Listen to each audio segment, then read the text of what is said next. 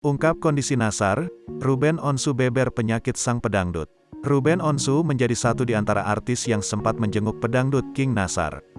Diketahui, Nassar sedang berada di rumah sakit untuk menjalani perawatan. Ayah Bertrand Peto itu pun mengungkap kondisi Nassar kini.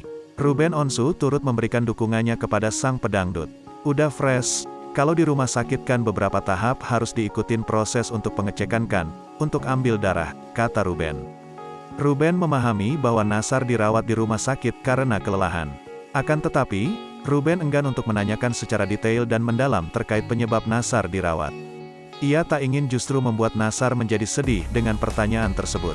Ayah Thalia Putri Onsu itu ingin berusaha menghibur Nassar agar tetap ceria.